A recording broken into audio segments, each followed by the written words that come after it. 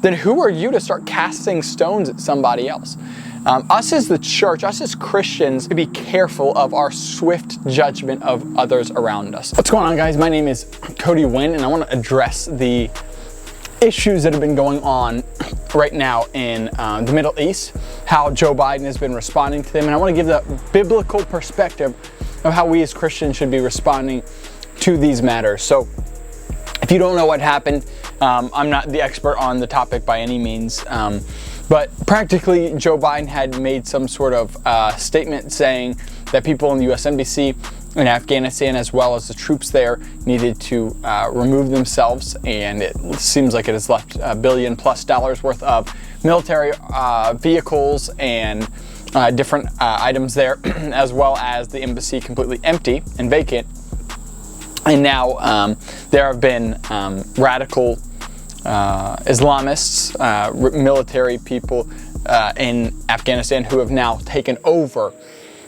And this is, again, a lot due to what just happened with Joe Biden. And I want to say what us as Christians should respond to and how we should respond in this circumstance. Now, me personally, if I'm being totally honest with you, I'm not an extremely political person, but I'm an extremely kingdom-minded person. And I will say that the first thing that this brought to my mind, well, I should say 2 points that it immediately brought to my mind when I'd recognized all that was happening here was, first off, I thought of a portion of scripture in Matthew 5 where Jesus speaks clearly to our heart and our motives and where our thought process should be on the topic. But before I hit that, I want to give you just a thought on politics for a moment, given from the perspective of Jesus. I believe it's in Mark 11. Don't quote me on the exact chapter. It's somewhere around Mark 11, though. And Jesus is asked, he is given a coin with Caesar's inscription on it, and the Pharisees testing him say, should we pay taxes to Caesar? And Jesus, knowing what was in their heart, said, you guys are trying to trap me. And he says, whose inscription is on this? And they said, Caesar. He says, awesome, then give to Caesar's what is Caesar's. And I'm paraphrasing here, but he says, now let me tell you and talk about the thing that's exponentially more important than that. Whose inscription is on you? God's inscription. So give to God's what is God's. And that's obviously our whole life, our stewardship, our devotion, and all these things. And it said that the crowds were fascinated, amazed by his answer. They weren't amazed by the fact that he said pay taxes. They were amazed by the fact that he blew off the taxes portion to emphasize the point of them living lives fully devoted to God. Not to mention, he's saying an implication there that they're not already doing that. And he's talking to the religious leaders of the day. So I think it's important that us as the church in America today are the exact same way, where our focus and our goal and our intentionality is on that and not on whether this political or that political or this political decision is the right, or whether Biden or Trump made the right or wrong decision in that circumstance. I fear that us as the church have oftentimes been led astray and seeking something that is not the will of the Lord, which is just getting so caught up in these political things. And I'm not saying that knowing about politics is a bad thing. I'm just saying that us having so much emphasis on that, when I see in contrast the lack of emphasis that we put on the gospel and presenting that to the lost, I see a big issue within the church. Second point is, as I said in Matthew 5, Jesus says, you love your neighbors, and for what benefit is that to you? Don't even the tax collectors, don't even the pagans do that? For I tell you, love your enemies and pray for those that persecute you. I know in times like this, whether it's your frustration with Joe Biden, whether it's your frustration with these Islamic terrorist extremists, it's very difficult for us to think of love as our first response in these moments. I think anger, frustration, wrath, judgment, being upset are our first feelings. And I don't think it's a sin to be angry about this. I believe that the Lord is angry about this. But I believe that if that anger is not responded to, or that anger does not produce in us a love for these people, then we are missing the mark in regards to what Jesus called us to. Because Jesus didn't call us to love those people who are easy to love. He called us to love everybody. And that includes our neighbor, who is extremely difficult to pray for and love.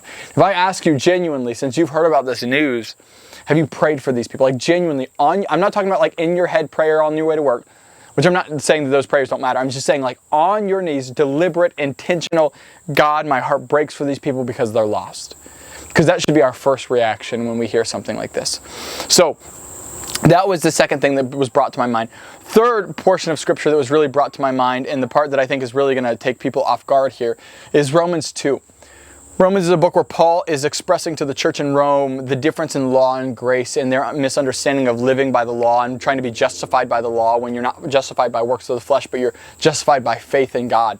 And that, Abraham, his faith was accredited to him as righteousness. It's jam-packed full of stuff. But anyways, in Romans 2, he's proving a point, and he says, you who say, do not, oh no, get away from me, dude. In Romans 2, Paul says, you who say do not lie, do you lie? You who say do not commit adultery, do you commit adultery? He's talking about the self-righteousness of these people in Rome and how they're acting like they're better than people because of them being able to delegate the law for people to follow, similarly to the Pharisees.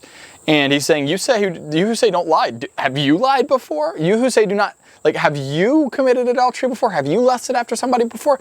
Then who are you to start casting stones at somebody else? Us as the church, us as Christians, we are needing to be careful of our swift judgment of others around us. Now, I'm not saying that we're not allowed to know or understand what is sin and what is not. I'm not saying that we're not supposed to, speak up about unrighteousness. I'm not saying any of those things, but I want you to consider as a Christian, are you so busy casting stones at the people around you that you're not recognizing the depravity, the sin, the struggle, the wrestle with sin that you personally have yourself? I think it's important to note that I am no better than any of these Islamic extremists who are doing whatever they're doing right now in Afghanistan. I am no better. I'm born again, when that means that I'm spiritually speaking better off, but I am no better than those people at all. And Jesus saw me as just as guilty as them at one point. And that's why our heart and desire should be for the reconciliation and the salvation of the Islamic people, of people who are radical extremists, who are people of war, people who are maybe you're strongly in disagreement with Joe Biden's decision here or just Joe Biden in general.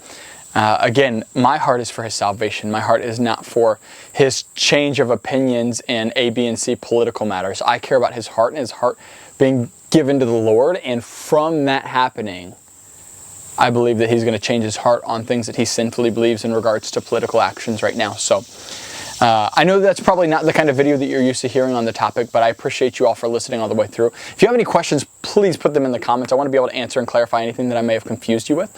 But I appreciate you all, love you all. If you'd subscribe, like the video, it just preaches the gospel to more and more people, and I'd appreciate that. Appreciate you all. Chat with you guys in the next one.